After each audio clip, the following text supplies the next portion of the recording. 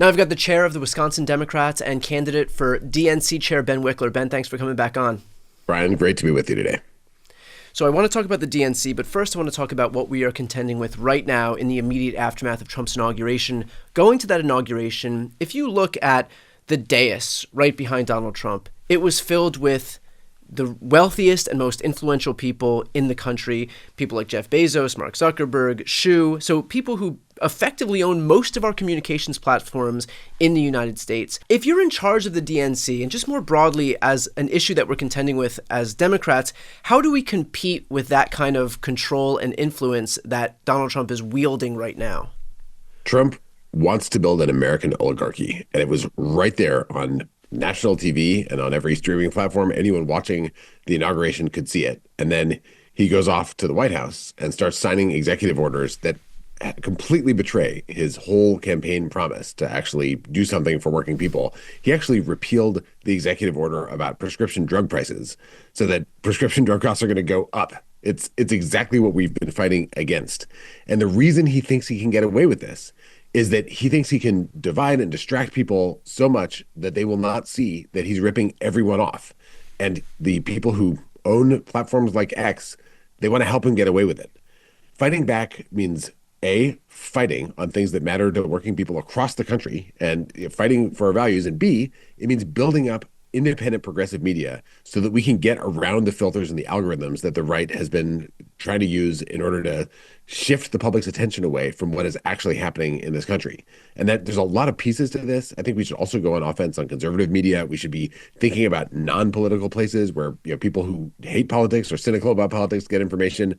But we also need to make sure the truth gets out. And that means working with people like you and the people at Chorus and the emerging world of folks who just bypass the monopolies and get information directly to folks who actually care about this stuff. And that has to be a priority for the national party if we want to bust through the wall of propaganda and division that Republicans are throwing at us. Well, in terms of that messaging, I think one obstacle that we're going to contend with is something that we're already seeing right now, which is that there is just a slew of shit happening, and we have to figure out what to wade through, what to latch onto, what to ignore, even though in a normal world, none of this would be something that we would ignore, but just given the pure breadth of what we're contending with. And so how do you view that? How do you view something like Trump's first day in the Oval Office, where he just went on this more than hour-long rampage signing executive orders, and unto itself, just one of those executive orders would be enough to carry a news cycle, but there's just so much of it.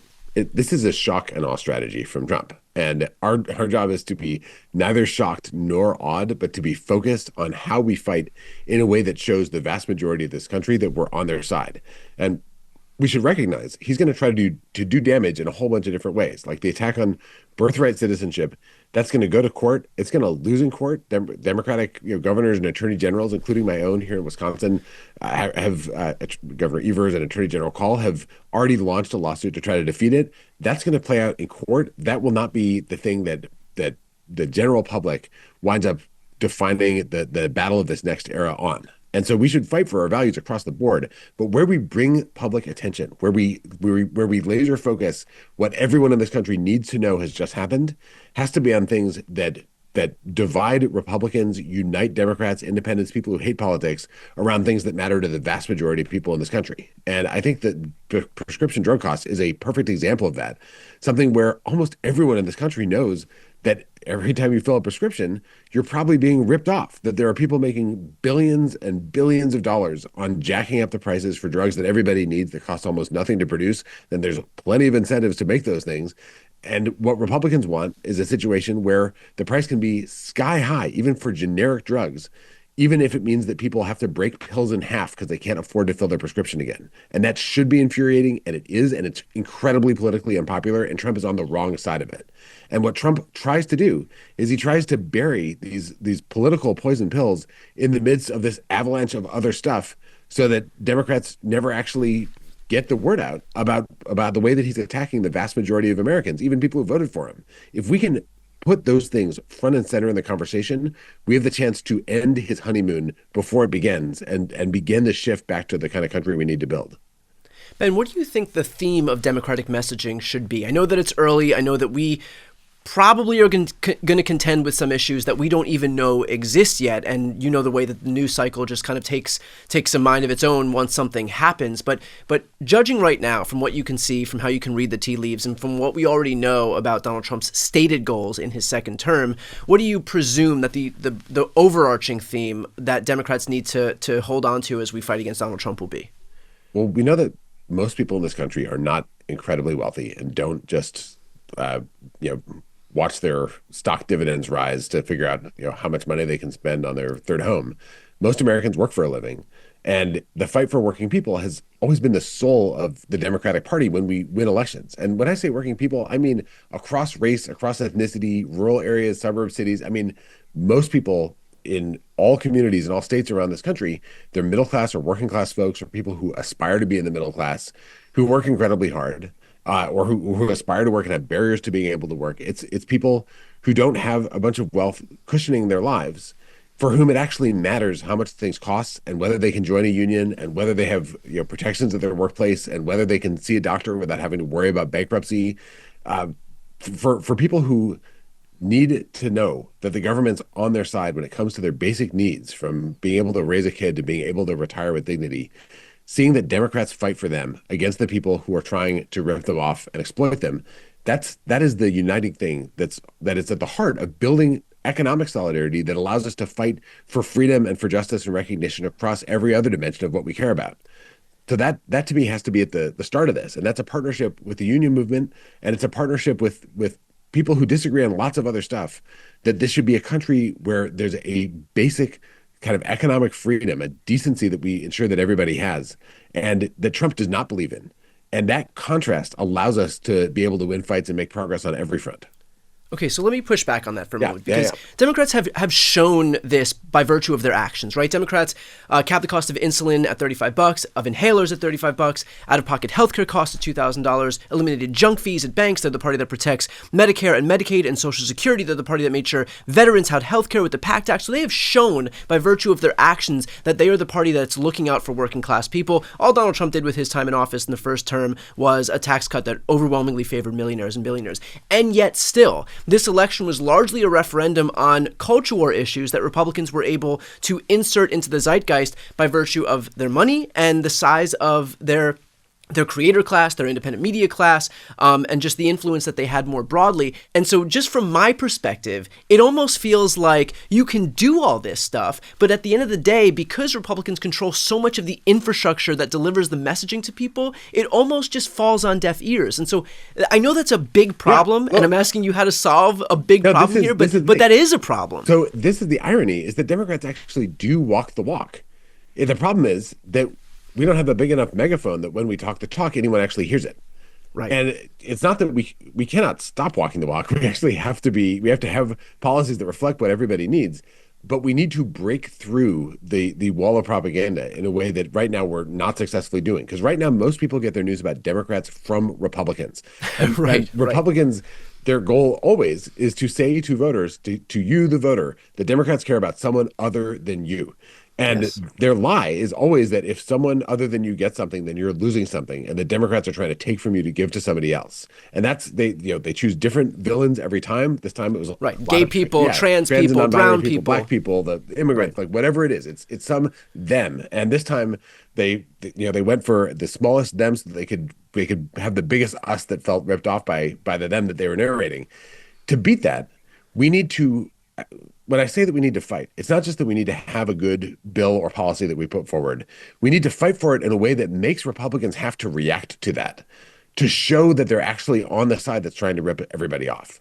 And I think we can look to the fight against the repeal of healthcare in 2017 for an example of that kind of battle. Because Republicans, they were so fired up about this. They were going to repeal the Affordable Care Act. They were going to gut Medicaid. It's their number one legislative priority. Trump had promised to do it on day one. And they went into that fight. And then people who whose lives were on the line, people whose kids might not survive if they didn't have their health care.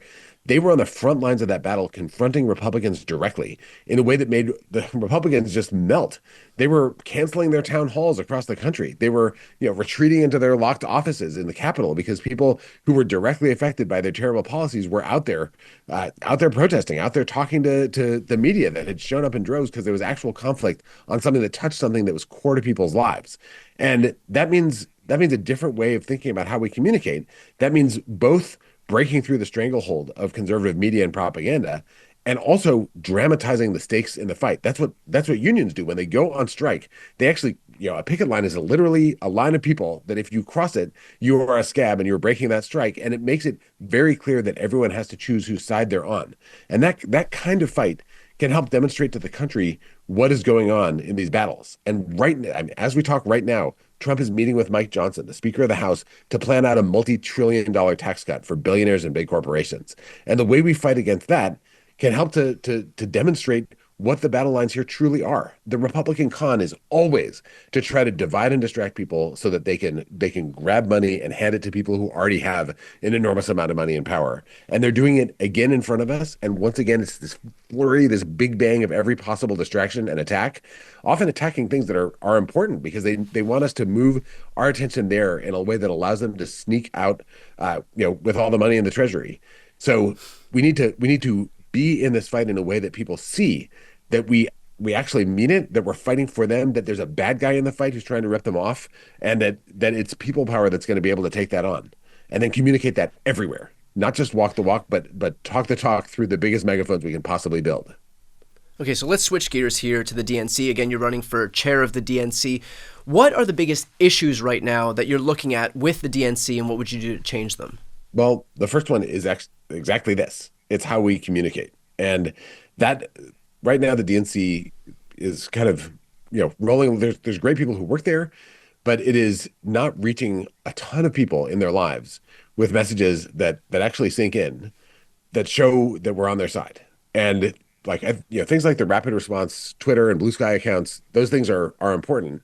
But there's so many places where people make sense of the world, including for younger people. It's a million YouTube shows, there's streaming, all these different streamers, there's like long form podcasts, there's like all these different places where people actually go to figure out what's going on, and building deep long-term relationships with the creators who are powering those conversations, and with creators who are not fundamentally political, who are talking about sports and fashion and beauty and personal money management and all the things that make up like regular life for people. That we need to be in the conversation with folks who are doing that kind of communicating, so that when things come up, we can make sure that creators are equipped to be able to say, hey, Republicans are about to destroy this entire thing because they're about to bankrupt the federal government to help a handful of ultra rich people. To be able to connect with people outside the sphere of what feels like talking points and what feels like political theater. And I think that building a national war room, building in-state war rooms that look at where people actually make sense of the world, and that are equipping communicators who can speak with authenticity and who actually understand the cultures in which they're communicating. It's going to mean working with a bigger, younger, more diverse set of vendors and consultants and all that kind of stuff to actually break out of the bubble a little bit. Because right now, there's a lot of if you read the newspaper, then you're probably a Democrat, because there's a whole kind of press culture built around press releases that goes to traditional sets of journalists. But that's not where most people make sense of the world now. So one is communicating differently. And then the second one is organizing differently. And to me, that means working with people in each state to identify, like we have in Wisconsin, what is the series of fights? And then what do we need to build on the ground to be able to connect with people in real life to mobilize around those fights. And that means a year-round, state-by-state strategy that the national party can help drive energy and inspiration into, so that if someone is fed up with what Trump is doing, they know where to go to actually be part of something that makes a difference. And I feel like that's what I bring in this race, is the experience of doing that in one state, in Wisconsin, which has become a national cause. People all over the country get involved in fights in Wisconsin. The DNC should do that nationally, so that people actually get fired up about being a Democrat and don't just roll their eyes when they hear about the Democratic Party doing something. Ben, right now I think with people's experience with the DNC, it's largely synonymous with requests for money, with fundraising. How do you reconcile the innate conflict between, look, you are able to build what you've been able to build in Wisconsin, which is hugely successful by virtue of a lot of the recurring donations that people have given very generously, and so you've built up an organization that has year-round staff, and the benefits of that were put on full display in this last election cycle, where Wisconsin actually ran to the left of the national trend, which is not something that happens very often. At the same time, I think that there is an exhaustion of people being hit with requests for money on the outside, especially in the aftermath of an election where, look, we raised upwards of $2 billion, and at the end of the day, what we have to show for it is a Republican-controlled House, a Republican-controlled Senate, and a Republican-controlled White House. So how do you deal with that issue? So exhaustion comes when you feel like you put so much work into something, and then what was the point? And when it feels like maybe this was all a waste, like you don't create energy when it feels like you were pushing string, basically, that you were trying and trying and trying and nothing was actually happening. Right. And the way that you get out of that box is first by having really, really strong strategy for what you're going to do, so that if people donate, if people pour in an hour of volunteering, it's part of a strategy that actually is going to deliver results. And then secondly, you're upfront about what that strategy is. You ask for help with it. Then you show people what you did. If you got something wrong, you own that. You're honest about it. And then you talk about what the next plan is. And again, that's what we've done in Wisconsin. And it has created a real sense of community and trust that after every election, whether we come up just short in one piece or whether we win everything by a lot or a little bit, we get tons of messages from people who say that they are so proud to have been a part of it, that they were glad this is one donation that they don't regret. In this election, we added Democratic votes. We didn't lose Democratic votes, unlike our neighbors in Minnesota and other states where Democratic turnout went down in almost all the country. And because it went up, even though the Republican turnout for Trump went up more, there wasn't a whole Republican Party that could turn out Republican voters up and down the ballot. This was specific to Trump. So we won the U.S. Senate race. Tammy Baldwin's going back for another term because like 54,000 Republican voters voted for Trump and then left the polling place. They didn't vote down ballot. We flipped 14 state legislative seats. We have a path to winning trifecta control in Wisconsin. And right now, we've continued with this organizing. We have a Supreme Court race, April 1st, Republican Brad Schimmel versus Judge Susan Crawford. We're gearing up for that fight. And once again, the future of the state's on the line, and people are fired up to jump right back into the fray.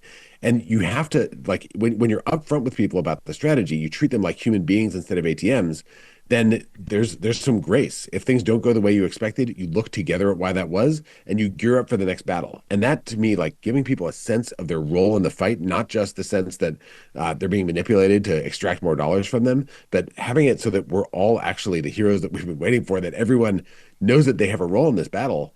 That's how you're going to build a trust that allows us to raise the money we need, the volunteers we need, the candidates we need, the people who decide to change their careers and throw themselves into politics. Like, we're going to need so many people doing so much to defeat this oligarchy. And that is the job now. And that's, to me, that's the DNC chair's core job, is to actually like build the trust with a battle plan that actually moves the needle, and then go out to the whole country, people sick of politics, people who are cynical about both parties, and say, we care about the same thing here and we need you in this fight, and then get people involved.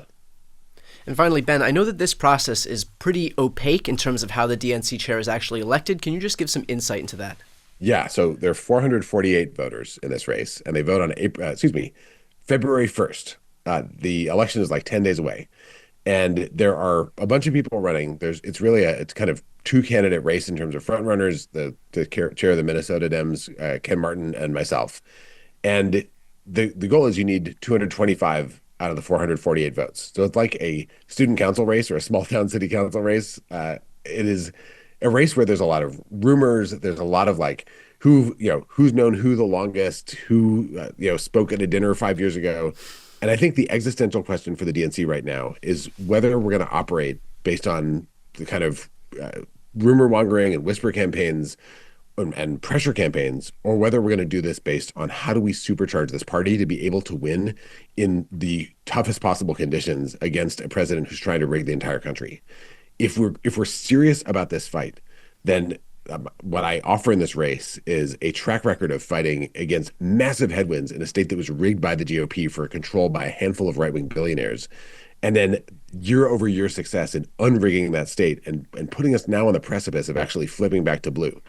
And there's another campaign is releasing all kinds of numbers of supposed support that I don't think anyone involved in the campaign actually believes, to try to convince people that it's inevitable. We're just gonna go with someone that has been around for a long time. And I don't think that that's the way forward. I think that we need to shift into gear, recognizing what we're up against, and turbocharge this thing. And that is what I want to do. If I'm elected chair from day one, we need to come out swinging in a fight that'll determine the fate of our country for a very long time to come, and whether this government is on the side of working people or against them, on the side of people who are trying to rig the economy and our democracy and the way that freedom is supposed to work, against the vast majority of Americans for the benefit of a tiny number of people at the top. If we can get this right, I think we have a chance to create enormous change, and we just have a few days as DNC members to make that choice. Ben, I appreciate you taking the time today, and best of luck in this campaign. Thanks so much, Brian.